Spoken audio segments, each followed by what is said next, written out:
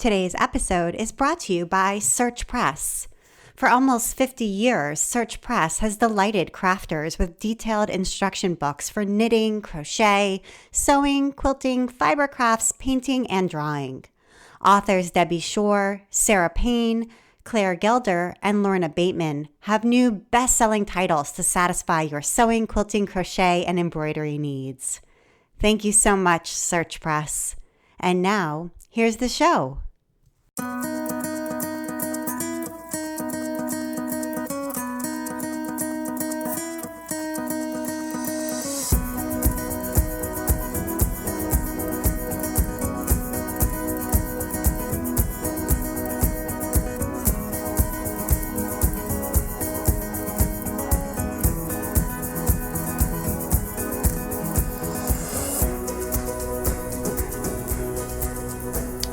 Welcome to episode 155 of the Craft Industry Alliance podcast. I'm Abby Glassenberg. Craft Industry Alliance is a community for craft professionals where you can strengthen your creative business, stay up to date on industry news, and build connections within our supportive trade association. Check it out at craftindustrialliance.org. Today on the show, we're talking about quilting and activism with my guests, Sara Trail and Juan Tapia. We're recording this episode in person here at the New England Quilt Museum in Lowell, Massachusetts, where there's an exhibit up through December 1st, 2019 of the Social Justice Sewing Academy Quilts called Piecing Together Youth Voices in a 21st Century Sewing Circle. I spent some time this morning taking it all in, and it's truly outstanding. So if you don't know Sara Trail, she's the founder and executive director of the Social Justice Sewing Academy. Sara learned to sew when she was a toddler and had a sewing career as a teenager when she wrote Sew with Sara, a book that teaches teens and tweens how to sew clothes and accessories. She also starred in nationally published DVDs called Cool Stuff to Sew with Sara, designed 2 fabric collections with Fabric Quilt and a pattern collection with Simplicity. While attending UC Berkeley, Sara created a quilt in memory of Trayvon Martin, and her love for sewing and passion for social justice intertwined. After graduating from the Harvard University Graduate School of Education, she founded the Social Justice Sewing Academy to be a platform where youth create art that engages and educates communities.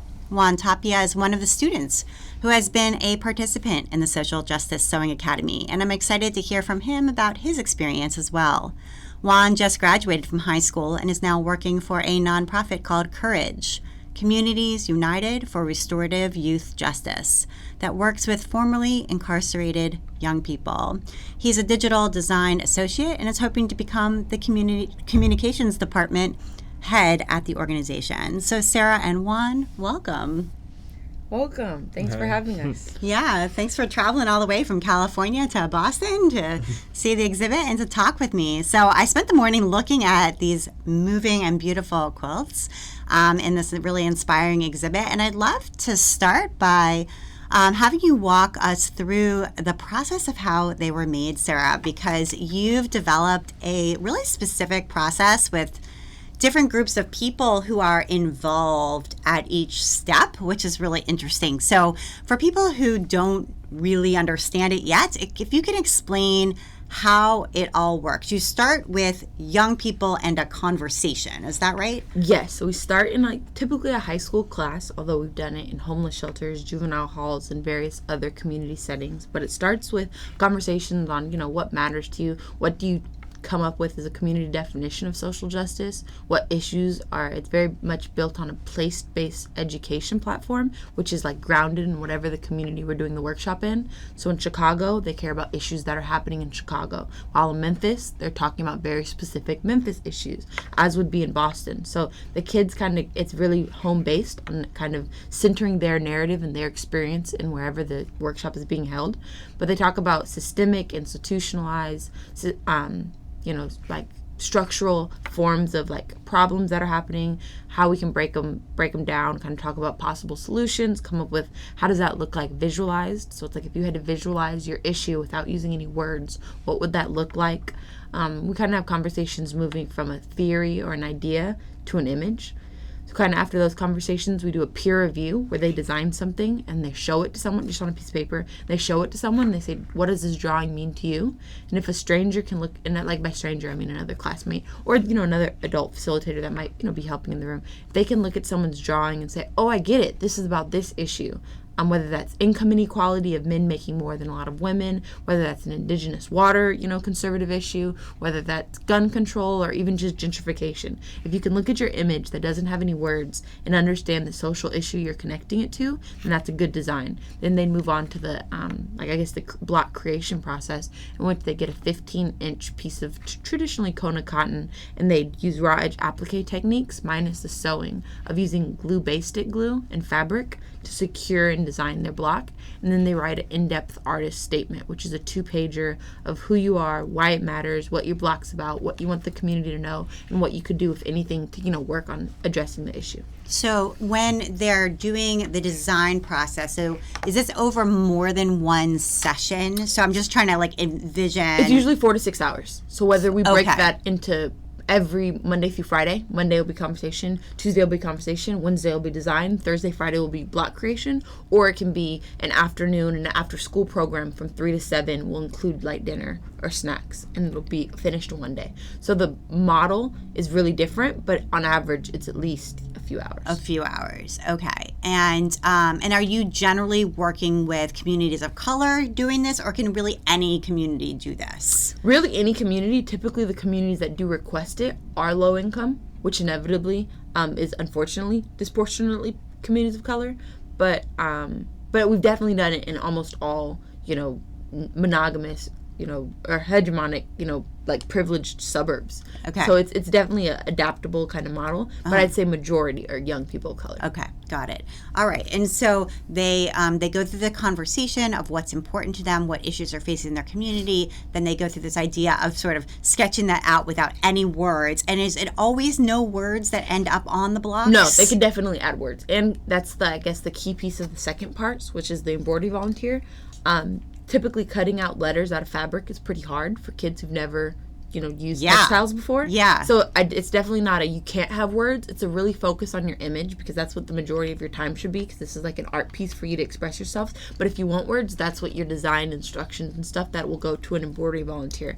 And the embroidery volunteers, at this point, we have over 1,000 people, not that continuously do it, but they have signed up. So we have over 1,000 that have signed up, and they get the block and they spend time hand appliquing and just embroidering the raw edge pieces that these kids have glued down. I see. Along with the instructions, if any, that the kid has provided. Okay, all right. So there can be words, but the kid themselves will likely not be the one adding the words. Correct. However, some kids are really intentional when they're like, I want my words cut out. That's absolutely fine. Okay. If their design, really needs it. But traditionally, if they only have 15 inches, just saying focus on the design, words can come, at the end of it.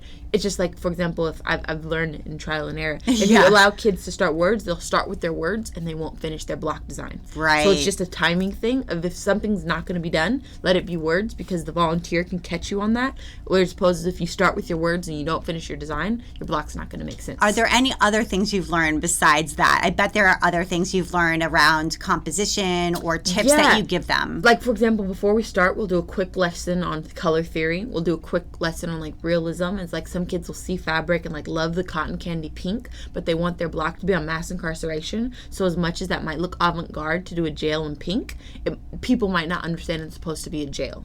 So just kind of understanding all this fabric is donated. You're welcome to take whatever you want home. So you can create whatever you want when you go home. And there's oftentimes embroidery floss and other things we can give them.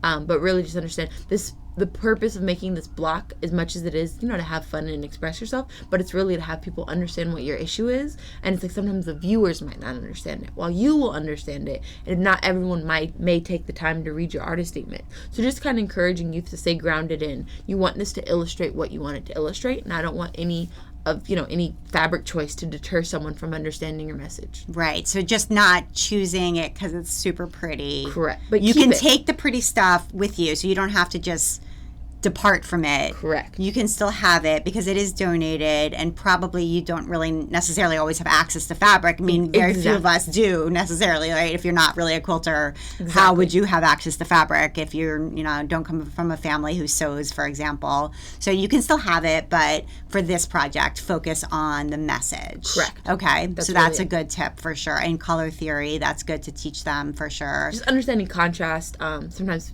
people will want a white block, but want to use white letters. It's like, why don't we consider getting a gray block? So, and they're like, well, what if they just sew around it in yellow? Like, that would work.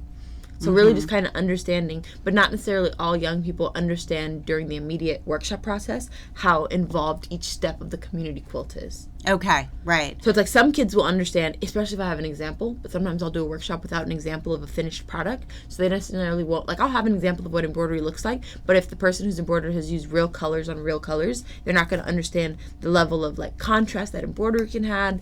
Like if I don't bring a block that's already has words, they won't understand, well, what does words in embroidery look like? So I try to bring, various examples, but it really just depends. Yeah, I mean, all of us benefit from examples. If you've ever taken a sewing workshop, seeing a variety of examples is hugely helpful to envisioning what the possibilities even could be. Okay. All right. So they go through this process, they create it. And do kids ever want to like keep their block? Is that ever a problem? Sometimes they do, but really when they understand like you're definitely like kids have the option. If you don't want to donate your block to be in a community quilt, you can definitely keep it. But after kids realize like the community quilt, where they will go, like cool places like showing up in the New England Quilt Museum, they're far more. They've been shown in Harvard, they've been shown in San Francisco Exploratorium, they're going to Paducah. I think kids are far more engaged about the opportunity to have their art be seen by public than keeping it. Okay. And because they're given the option of keeping extra blocks and fabric, if they really enjoy the process, they'll keep more to make more. Okay, got it. All right. Okay, so they finish the block. And Juan, you've been through this process, and tell us about your experience. When did this come to you, or how did you find out about this? Growing up, like for me, it was like pretty rough. Like I didn't have all the support that I wish I would have had now, or like that I get from like other people. So it was like, growing up, it was like my dad wasn't present all my life. He didn't come back into my life till I was like 16 and a half. And then my mom was like incarcerated, like in and out of jail from like elementary school through like high school. So it was like a pretty weird transition, just living with like grandma, uncle, and like being like in an abusive household. So my first case that I ever caught was at 11 for grand theft. And that's kind of the one that like set me up to be like people started actually noticing and paying attention to me. So it's like, damn, I feel like, oh, I gotta actually do something bad in order for me to get attention, or like for somebody to actually notice like my existence. And shortly after that, I had caught a case, and after I had caught that case, I got into a shooting. And then after that, I had to move like districts for like safety reasons. And then when I was living in Richmond, that's kind of like when I caught my second case for assault on somebody. And after that, they was like, look, I had met this counselor at my school. Her name is Hazel. She's like hella cool. And she was just like, all right, look, this is what we're going to do. Like, we noticed that you're not doing so good in school, and we noticed that you keep getting in trouble. Your mom and your dad aren't present. So it's like, this is what we're going to do. We're going to put you in this program at Berkeley where you're going to live there throughout the summer to keep you safe. Like, I was like, man, I really don't want to do this. Like, I was just like my brother been through the program. He got kicked out like the first month or so, and like he never went back. And so I was like, I'm pretty sure they're just going to do me like they did my brother. Like, I'm going to go, I'm going to have a trouble with somebody, and then I'm going to end up getting kicked out. But what happened was one of my best friends, whose quilt is up in the exhibit right now, Brian, was like, let's do this together, like he was like, he's seen how much I was struggling throughout high school, and he like really kept me on track, like him and like two other females, for which we had like a little group in high school. Like, we always kept each other on check. So he was like, if you do it, I'll do it, and like we'll do this shit together. And I was like, all right, let's do it. So, and this is like the story that I always tell everybody, because I feel like I wasn't meant to be in Sarah's class, but then like I got like, I don't know, maybe it was like destiny or fate or whatever, but they had told us, they had gave us this survey, and it was like, from 1 to 5, write the class that you want the least. And I ended up doing it backwards, because I seen sewing, and I was just like, you know what, I don't want to do sewing, because there's all these other, they had like rocket building, and like building like a little architect sculpture for like a marble to go down through like a hoop, and like people was going out and doing like things like at parks and Six Flags and stuff like that. And I was just like, sewing, I was just like, for sure, 1. And then and then when I got back, they told me that I had did it the opposite way, but that there was no more space because I did it the opposite way. They had already accounted for me to be in that class. So they said instead of 5 being like the one I wanted the most, 1 was like I had to rank them 1 through 5, and I was like, oh. But then like I got into class and I was trying to get like out, and then Brian was in that class too, which was crazy. So I was like, you know what, like let's just do it. I was just like, I'm not gonna deal with like the whole trying to get switched out and moving people around. So I was like, let's just do it. And then that's kind of how like I got into Sarah's class to begin with in the first place. It was fate. Yeah. That's so funny. All right. So, and what did your block look like? Do you remember? Or do you remember what you made? Yeah, at the time, I think I was like around 15, 16, and I was like a freshman. We had just barely moved to Richmond. And it's crazy because there's literally because the program is called Upward Bound for, it's the Berkeley program. It's a residential program. And there's literally only one school that offers it in Richmond. And I just happened to go to that school and just happened to know the counselor, and it was just like crazy. And when I was there in Richmond, like one of the biggest things that was happening, well, not even just Richmond, just like the whole Bay Area in general, one of the biggest issues that was going on was like people getting displaced. So like that year for 2016, 380,000 people have got displaced. And from there it's probably more, but that's just around like the Bay in general. So like gentrification was like this big thing that like everybody talked about it throughout the 80s and the 90s, and like 2000s was like when it really started hitting hard. And then like I guess people didn't really see the transition into like the last couple of years, where it was like boom, like Uber moved into Oakland, and then Lyft, and then like all these little companies like tech groups like Google started buying out Fruitvale area, which is like one of like the most traditionally like Latino cultural, centered places in Oakland. And it's like Google just moved in like down the street, and I'm just like, and they're like bidding, like they're like outbidding everybody they can. Like I remember like my organization was trying to buy a building for really cheap, and then like Google was like, boom, like you guys just don't got the funds for it. And then like it was just like a struggle. Like it's always been a struggle. Just like gentrification was always just like a struggle for a lot of people. And then like I think at that time I had already got evicted from like 3 homes, and like there's laws in Oakland for like being like kicked out and like being evicted, but there's no rent control like in Richmond. So like if somebody's like, oh, today you pay $1,500 and tomorrow they make you pay $2,000, it's like you have no say what happens. Like there's no court, there's no lawyers, no judge that could really help you, because there is no laws based around that. So like if somebody wanted to up the rent and then we had like, and we couldn't afford it, we had to leave. And then like there's people that won't check your background, but they'll be like, oh, your money is your word. That's what I heard like the landlord saying to my mom, your money is your word. And then like my mom is an immigrant, and so he tried to hit her with like, oh, if you guys don't move by this time, we can call ICE. And like they try using like deportation as like threatening us and stuff like that. And I just found it like very difficult. So my first quilt was around gentrification at the time, and it was like, to me it was very personal because I was going through it, and like I knew a lot of other kids that were in the program that was going through it. And just seeing like how powerful like the whole quilt in general was, and like how like a lot of people just resonated with it and like could kind of like relate. It was like, to me it was like boom, it was like, all right, so like I created something and now people were like actually paying attention. So like I don't gotta do like much to catch people's attention, but like simple things like that, like just general like problems that we have in society like nowadays, it's crazy to me how like people could really just relate off of something that was so small. Yeah, absolutely. That's beautiful. That's a great story. Thank you for sharing all of that.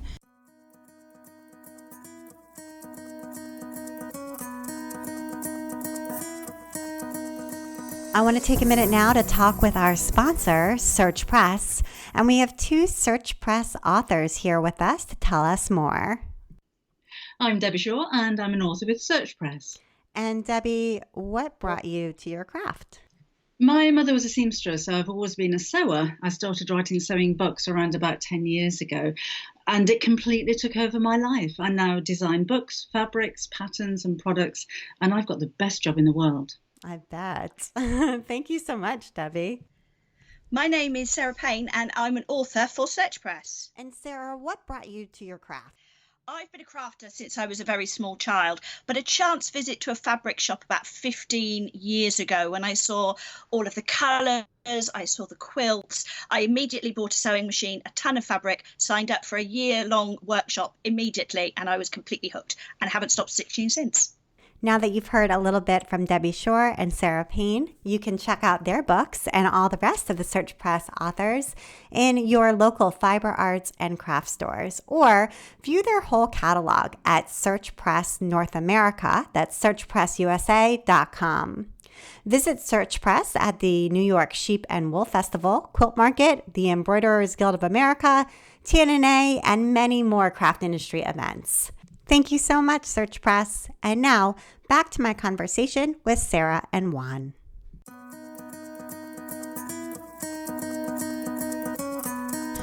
Okay, so kids like Juan, in this program, they create these blocks, very personal stories are expressed, and the next stage of the process, right? That's where we left off. So yes. The blocks are now collected. You have a stack of them. What happens next? So there's really two different types of program. Juan was in our 6-week summer program where he made a full mini quilt. He made his own quilt. Okay. He embroidered his own quilt. Oh, wow. He quilted his own quilt, and he binded his own quilt. Our workshops are more like 50 plus kids, and so every kid will make a block, and that'll be a community quilt process. Okay. So while Juan's, we walked through, he did the embroidery, complained, that process. Good for you.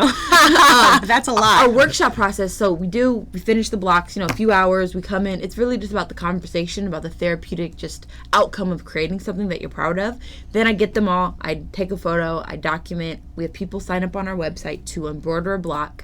And I say, okay, Sally in Minnesota is going to get this block. We send it to her with any instructions as add. Some kids, instructions will be like, please use red thread and add flames. This is supposed to be flames, on the logs that they built because they're flames they didn't like that they cut out. Or it can be something like, please just outline our hair in black. Or sometimes, please add dreads. Or please add a nose. I couldn't cut a good nose. Please try to add a nose and thread. So really, minute but really important details that kids have wished they could have done, but might not necessarily have had the creative ability. But then they embroider them usually between 45 days, and then they mail them back. And then we have another team of volunteers that are in the East Bay. We have a long arm quilter named Nancy Williams who gives her studio as just community space. So we'll invite 5 or 6 piecers to come to her studio. We'll take all the kids' blocks, we'll fuse them to a lightweight interfacing because sometimes a lot of the hand embroidery is stored at the block. So we'll fuse them so things don't, get crooked and piecing. We'll square them all up. They start at 15 inches. We usually square them up to 14 and a half, just so all edges are, uniform. Then we add a border, which is typically a 1.5 inch border. That'll be 1 inch finished. So we border all the quilts, and then we just piece around all the blocks to get one quilt, which is 4 rows by 5 for a total of 20 blocks. Okay, got it. So that's how they're all finished. Yes. All right. And then you have all of these quilts. And then what do you do to be able to get them shown? Are you pitching these to galleries, or how are you getting this happen? I kind of just let the embroidery community bring it to where they are. So most of the places that we do get the quilt seen, they've seen it on the Instagram, or they've known a kid who's talked about it. So it's really kind of like a community word of mouth. It's I've seen gallery proposals. That's not my background or my strong suit. So okay. It's really not an art program as much as it is just a youth voice program. So it's really, if you want to show the quilts, are you comfortable with letting youth come and speak about their blocks, their perspective, et cetera, et cetera. So really, youth and our embroidery volunteers, an embroidery volunteer will be hey, I volunteer at this library. We can have an exhibit at the library. Library will cover shipping, small monetary donation, call it a day. They can have the quilts, the kids can come out and speak, et cetera, et cetera. Right, okay, got it. And so you're headquartered in Antioch, California, is that right? The mail goes to Antioch, okay. But our real headquarters are at Nancy's studio, which is in Emeryville, which is almost Oakland. Okay, all right, got it. And are you a nonprofit? Is it? Yes. Okay. So we're 501c3, which means people who donate fabric can get a tax-deductible donation along with monetary. Okay. And are you in need of fabric? Should people be donating, or are you full I mean, I think the right kind of fabric. So it's we've gotten at first it was just we need fabric, but when people send 60s or 40s prints, that might not be what kids are necessarily needing as much as skin tones or things that look like grass or jail or bricks or skies or suns or police uniforms or prison bars, things that not solids, because it's not about just solids, but textured reading solid prints. Okay, got it. All right. Especially batiks and things that look really natural when kids kind of want to it's kind of like painting with fabric. They want not solid fabrics, but they want solids like fabrics. All right, so people listening, That's what they're looking for. Okay. And do you have full-time staff? You're full-time. Obviously, this is your job. No, I work full-time. You work full-time. So this Correct. is not your full-time job. Not at all. All right. What do you do as your full-time job? I'm a teacher in a jail in California where I teach inmates how to get their high school diploma. Okay. Oh, wow. That's great. Wow, that's wonderful. That must be a challenging and interesting job. It's very a lot. It comes with a lot of complex nuances of like working in a system that I don't believe in. But at the end of the day, inmates need access to education regardless. Absolutely. All right. So that's your full-time job. I do this when I get off work. And you do this as your, after work job. And does the Social Justice Sewing Academy have any full-time staff, or is this a volunteer? 100% volunteer. It's 100% volunteer nonprofit. Okay, got it. And so all of your long armor, everybody's volunteer. Everybody's volunteer. Okay, so there's no paid staff. Everything's a labor of love. Everything is a labor of love. So the workshop instructors, everybody. Okay. All right. That's interesting. And so if people out here listening are like, this sounds amazing already, just listening to it so far, want to make a donation, is that something that people can just write a check? Yeah. They can write a check on the website. We have like a PayPal link. They could send it with fabric. Okay. Anything really Absolutely. works. Okay. Great. Just wanted to. And you were this organization was founded in 2017. Is that right? We got our nonprofit status in 2017. In 2017. Okay. But and we're going to talk a little bit about the seeds of how this got there. So and I know I saw that your mom, is her name pronounced Kay? Mm-hmm. She was on the board of directors, yes. And it sounds like she was the one who taught you how to sew when you were 4. Yes. Is that right? She What did. do you remember from that? Experience. So I was, I guess, a pretty hyper child, surprisingly. But my mom would really let me sit on her lap and guide the fabric. So she'd push the pedal, I'd guide the fabric, and she just let me use basically all her scraps from her quilts because she likes to hand quilt. And so, so I would take all her pieces, sew it together, make doll blankets, baby doll beds, something for my dog, simple things, but really just piecing her scraps together. So after that, I kind of I want to actually go buy my own fabric. So when I was about 10, she'd put me in adult level sewing classes because if you know a 1/4 inch seam, really any sewing class is possible. So with that, I got kicked out of quite a few because I talked too much. But for the most part, I'd learn the technique, and maybe I wouldn't make it all 4 days, maybe 1 or 1.5, depending. But really, after that, when I got the book deal, a few people were just oh, you could teach classes. So it all started with I want young people to know how much fun sewing is, and it's also a lot of kids under 15. What can you do to make money? Sewing can really be a lucrative craft art form that you could turn into an entrepreneur if you can make embroider names on jeans, friends, just little things. You can make iPod cases, you can make school folders, you can make backpacks, scrunchies. I used to sell scrunchies in 8th grade. Yeah. Like those kind of things. So it's Yeah. we're all young, we all want jobs. Babysitting, not everyone has access to babies, nor do you have that network. So really, sewing was I was making little things for friends in high school and custom scrunchies. Yeah. Just Jansport backpack, embroidering your name on your backpack was $5. So little things. So sewing really started as a way to be a young entrepreneur. And then once I learned quilts, my mom's friends, I'm sure feeling sorry for me, they'd be okay, I'll commission a quilt for $100. But then as I got older, I was able to cut out other people's quilts for them. So they'd give me their fabric, their pattern, and I'd just cut and prep their quilts. So then it's you just kind of find ways to do things as a kid. Mm-hmm. All right. So, and you also were sewing through your church, right?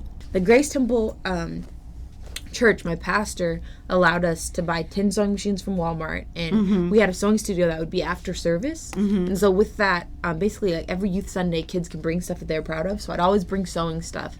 And so a lot of kids were I want to sew. So mom's well, why don't we just make a sewing studio? So we got 10 sewing machines. We turned the Vacation Bible School area into a sewing program. So after service, we'd have 3-4 hours, and church mothers would volunteer their time as well. And so kids who didn't go to our church were coming after service to just learn how to sew. So it was a really just fun program, and I think it really proved, regardless of your socioeconomic status, because the kids who were taking the classes in Joann's and things that I was doing through my book deal were kids who had parents that would bring them with the rotary and the kid and their own machine. The kids who were coming to the free sewing program were really just low-income kids around the community that were interested but didn't have access. So that was really kind of an eye-opener in the equity of sewing, of who has access, who doesn't have access. These are the kids who are in foster care, who didn't have grandparents who knew how to sew. So it was really sewing is something that everyone can enjoy, only some can afford. Right. Okay, so you were seeing both sides of that, right? Right. So let's talk a little bit about how you got this book deal. So where did you meet this representative from CNT Publishing? At CNT Publishing. So you live near CNT Publishing? It's in Concord. I live maybe 30 minutes away, and they have a warehouse book deal where they sell all their books for a few dollars compared to, traditional prices. Okay. And they had a line of, people that said, if you want to write a book, come see me. And there's a whole bunch of adults in the line. I was like, Mom, I want to go talk to her. My mom's like, Sara, you're 12. Have a seat. These are professional quilters. You've been doing this 8 years, And I was like, well, Mom, when the line goes shorter, I want to go talk to her. Mom's like, Sara, you have to go to college first. Mom's a really big advocate for you have to become someone before you can write a book that people want to read. And I was like, I understand, Mom, but before we leave, I'm going to go talk to her. So you were at the discount sale. Yes. But there was a lady there who was like, if you want to write a book, come talk to me. And her line was full. So I was right. And you just waited. Correct. Got it. So then I said, hi, I'm Sara. I'd like to write a book. And she, I think, gave me a business card, and I said, no, I can really sew. I can sew. You should come see my work. She's like, well, if you call me, I'd love to see your work. And she was really polite. And I think, looking now, I think she was just being polite. Of course, because you were 12. Yeah. But when I did come and I brought my But you came back. I did. Okay. And so she said, and I said, Mom, call her. My mom took almost 2 weeks to call her because my mom's like, Sara. Right. Sara. This is silly. But you insisted. Okay. I did. And so we brought the quilts, the prom dresses, the things I had made, and I brought it, and they were like, wow, you really made this. And I was like, I really, my mom's invested in me. This isn't, I'm not some child, prodigy or I'm not super talented. I have parents who've invested in me. Therefore, this is the outcome of what they poured into me in terms of classes, times, access, etc. So after that, they were like, well, to do a book proposal, you have to write this, that, the third. Mom's like, she doesn't know how to do any of that. I could help her. They're like, honestly, they basically offered the contract almost on the spot, and I just came up with what type of projects do you want to do. I think the most challenging thing was in writing a book. I didn't realize step outs. You have to do the project 20 times. Oh yeah, I've written 3 books. I know. I did not. I remember this is my 8th grade year. Right. Yeah. And I'm used to sewing. It's a ton of work. It really is. I'm used to sewing for fun. It's a different beast. And it's you have deadlines. So I think that was really just how much work. The real. You're like, what have I taken on here? Yeah, but ultimately we finished it. It was published my 9th grade year of high school. Wow. So then, that's hugely impressive. Then, a bunch of Barnes & Noble book tours, a bunch of Joanne's book tours. And again, I got catapulted back into that privileged world of teaching low-key so you're there. Kids how to sew. You're there and you're seeing the affluent world of sewing, people who are buying several $100 machines who come with all of the this consumerism, frankly, that quilting and that sewing really promotes. Yeah. And so then after a while, I'm like, well, can we make it free? Can this be and it's the book deal, simplicity, the fabric. They didn't want it to be free. And it's I get it. They invested in me to sell, what I wanted. It's all about selling products. And that's kind of what I realized, this isn't equitable because there's a whole field of young people who can't afford this.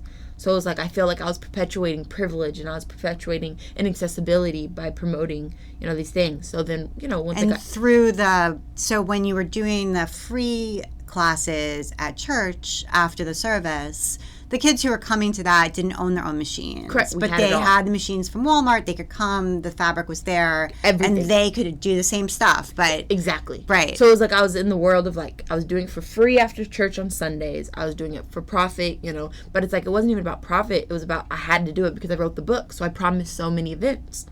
So it was just kind of how could I mix both worlds? Right. Okay. Right. How could I get the funding that we have from these private events to the low-income kids that don't have, the accessibility or the resources? Right. Right. Yeah, absolutely. And it was interesting. I read an interview that you did when you were a senior in high school in a newspaper and that I found online. And at that time, you said that you had a goal of creating a free sewing studio for kids to empower them through the art of sewing. And I just thought that was really interesting because it sounds like even then, the seed of what became the Social Justice Sewing Academy, it's not exactly that, but it's the seed was already there, even though it took many steps later. But this is your life's work. It was in there. Yeah, it was definitely it wasn't I kind of realized that creating a free sewing academy wouldn't be something I could do with corporate sponsorships. It would kind of have to be something that would really have to rely on the community It would have to be about having other quilters and mentors who were willing to pour into me. I had a few mentors. Like, I had a quilting mentor named Eleanor. I had a fashion design mentor named Laverne. You know, I had neighbors. Like, I had people and adults willing to give me their time, because my mom would, you know, give them gift cards. And she, you know, wouldn't necessarily be compensated, but my mom was just very much like, if you're, you know, investing in my kid, I'm going to make sure, you know, you get things. But not every parent is going to be like that. So it's just about making sure every kid is quote unquote worth it for someone to give into them and their time and, you know, access, and letting them just come to your house. Like, the first time I'd seen a sewing studio was going to my mentors' houses. Like, wow, you guys have an entire bedroom dedicated to sewing. Right. Like, it was a different world, just giving access to people who cared to teach you foundational paper piecing and how to make a double wedding ring quilt and those type of things. Right. Absolutely. Okay. All right. So you go to Berkeley, and what did you major in at Berkeley? Political science, public policy. Okay. Got with it. a minor in education. Okay. All right. And the murder of Trayvon Martin really changed things for you.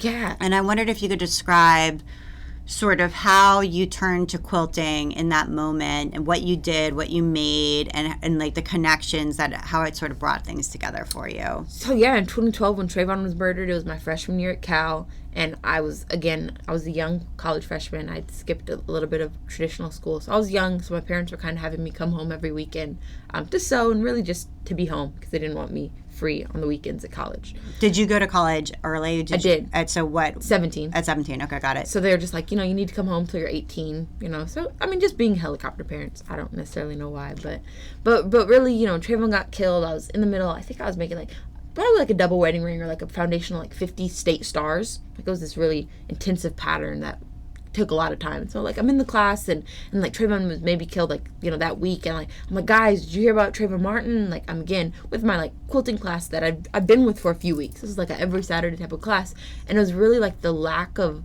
it was a collective, really traditional class, traditionally aged. Okay. I was, obviously the aberration, but really right. just there was no collective outrage. And I think everyone was just kind of come in for the usual deal. And got it's I get politics and grandkids might not be popular at sewing classes, but that was something that was really hitting home. And I think in that moment I realized the people I spend all my weekends with, the people I look at as mentors, the people that really taking me under their wing and are teaching me my favorite hobby, really don't care about the same things I do.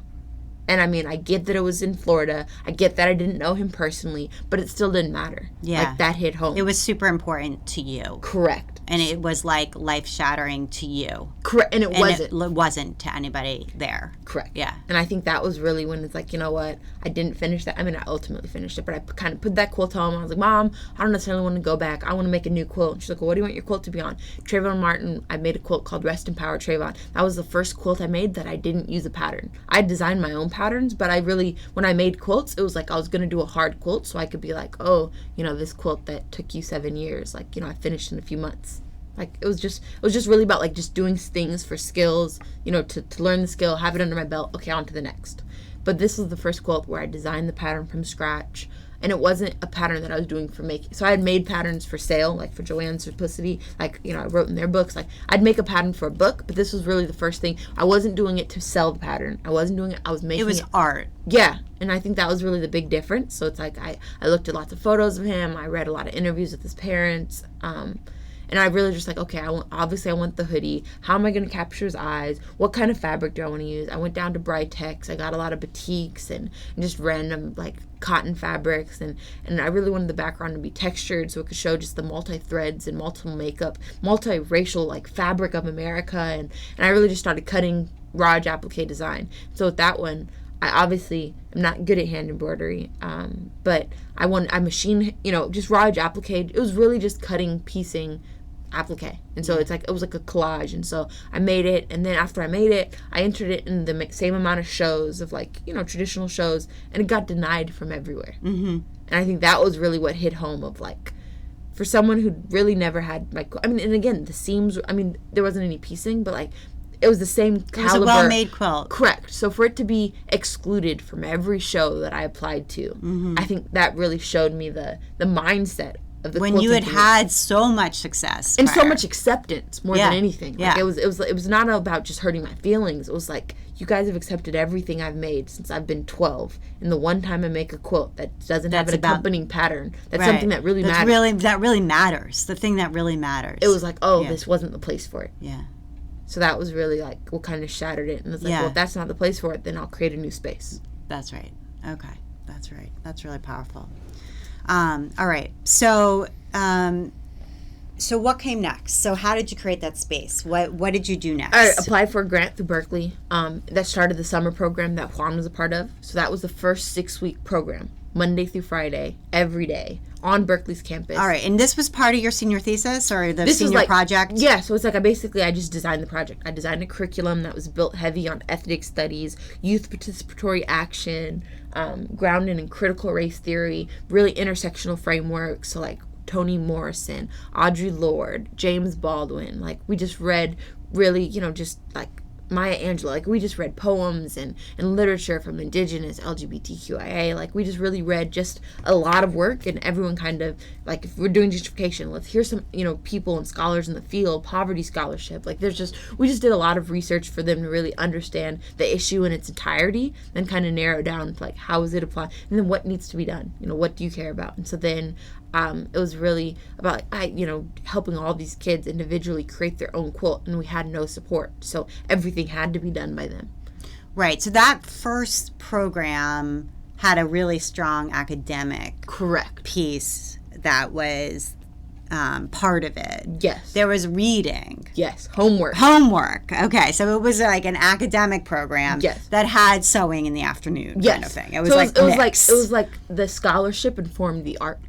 So it was very much like we learned and read in the morning, but that dictated how your design was going to be. That dictated how you were going to speak about it, because it's the goal of creating art, not necessarily to be an artist, but really to be like an artivist with a heavy focus on the activist aspect of, you need to understand the issue if you want to speak about it. Mm-hmm. You need to understand, what's caused it, like what's the history of it, like what's the history of the city, what's the history, like. Before you can make an artistic representation, Correct. You need to do your research. Correct. All right, so that was that, and that was a $25,000 grant that you got for that. Okay. And then that program, though, obviously has adapted or changed. So then I went to Harvard. So then you went to Harvard right after that. Right after the summer program. Right. So I did it the summer between graduating from Berkeley, going to Harvard. I did the summer program. Then I got to Harvard, and I realized I didn't have 6 weeks to dedicate to a bunch of kids, nor could I even find that setting. So first it was like, could it be an only summer program, or could I change and like make the curriculum malleable enough to do smaller workshop sizes? So really the first origins of the workshops were like every day, Monday through Friday, and they were week-long projects. And then it kind of got condensed into like 1 or 2 days, just given as the rigor of the coursework at Harvard kind of picked up. It was like, I can't keep missing classes. I'm going to fail. Okay, so while you were at Harvard, you were still conducting these classes and workshops. You did one at the Cambridge School of Weston and other. That's where the ABC quilt was made. Okay, the one that's right out here, right? Which is a private school that's close to public. Actually, a public school that's close to here. Okay, got it. And so you kept doing it, but you had to change the actual makeup of the workshops. Yeah, so I still cared about the educational component, but I structured it far more to be conversationally instead of research heavy. Mm-hmm. So it's more about youth sharing, more about building rapport and community just sharing, and like really what it is, what you make of it. Right. And it's like, obviously, like I'll have the definition of equity versus equality, and like I'll have some Webster definitions, but that's not going to be what dictates it. It's going to be what matters to you guys. So let's collectively come up and really just about collectively owning and sharing your narrative on how you perceive it. Right. And so the information really comes from inside. Yeah. Instead of having to make it about doing external research. Correct. It's the information comes so from at this point, from our you. summer programs are far more 50-50 academic versus art, while our workshops are far more 25% just really restorative circles. Like we really just sit, talk, discuss. Like obviously I have some activities I could do, like power versus privilege, there's definitely some, but it's really more what matters to you and expressing yourself, and then having that share out in a place to talk about it after you make it. Okay, great. And did you find your time at Harvard? I also went to the Harvard Graduate School of Education, and it was an interesting experience. Did you find your time there to be worthwhile? Yeah, no, the professors were extremely, extremely supportive. It's very high level. It is. It's not down to earth practical. It's interesting. Like you go, there's another graduate school of education, Simmons, that's like not far away. And I feel like if you go there, it's very practical. And I feel like you go to Harvard, it's very like high level, esoteric. It definitely was. I think the professor that like really shaped the most, her name is Eileen, and she allowed, it was a proposal writing class. And so the way that she taught me to craft, like just in general, in terms of like for research, for academic, for practice, like she allowed, and not only did she allow, like the class is amazing, but she allowed an SGSA workshop in one of her classes where we called Reverend Jackson and we talked about social justice while the entire class was making a block, just so they could understand firsthand how therapeutic expressing yourselves are. We kind of talked about the importance of art through all subjects, whether you're doing science or anything, how you can, like, art can be an equitable practice that you can weave into, everything. So I think really just having some professors that supported you, and then even having a professor like, hey, I know your class is this week, but it is recorded. Can I please go to, this high school nearby, do this workshop all day, and I'll make sure that, I watch the recording. And having professors like, go for it. Okay, interesting. All right, so the last thing I wanted to talk about was your great-grandmother, Margaret Smith. Smart. Oh, Smart. I'm sorry. I actually had that written down properly and then read it wrong. Sorry, Margaret Smart, who was taken from Ethiopia when she was 12, around the time that you actually wrote your book. Yeah. And she was brought to America as a slave, and she was a quilter. And I wondered how you know about her, or what you know about her. So my grandma told me she was really a 12-year-old slave who was bought by a pedophile, like a 50-plus-year-old white man who kind of raped her / married her, and she bore 4 of his kids. One was my grandma's mom. So really, obviously we're Ethiopian by blood, but there's a lot of incest, and wouldn't be incest because it wasn't family. It was just straight up rape. But really, my grandma just would kind of share oh yeah, she quilted. I actually have her quilt, which is pretty cool. Wow. Out of all the kids, my grandma, because I was sewing it for her, my grandma was like, well, you can have it. But it's like growing up, it was it looks like a Giesbin quilt. You can see denim patchwork. The cotton that's in it are clumps of cotton with burrs still in it. It's like growing up, you buy cotton by the roll at Nancy's studio, and it looks neat. And it's seeing just it looks it's just the twine that they used to sew it, really hand spun. They lived in Alabama. Yes. Wow. And so it's really just looking at this, and you can see a dress, the front of a dress is in it. You can see just it's not in amazing condition. It's definitely oh, this is an ugly quilt, Mom. Why do you keep showing me this? And she's like, because, Sarah, just kind of understanding the history of slavery in the Black community and the intersection of quilting. If you didn't make a quilt for your kids, sometimes you guys wouldn't make it through the winter. And so it's so just the kind of understanding how deeply rooted quilting is in the Black community. My grandma and even my great aunt, they would hand quilt people's quilts for less than $20, a full size quilt, and they had a huge frame, and I'm just $20 to get someone to hand quilt, and then they'd use a sheet for the back, and just really just it's been such. My grandma sewed. Rudimentary compared to paper piecing and the real techniques that my parents, taught me classes for. But everyone kind of in my mom's side of the family really sewed well. So it's handmade dresses. I kind of grew up with okay, sewing is, you do it because it's cheap. And now I think the conversation on whether the utilitarian resourcefulness of it has shifted.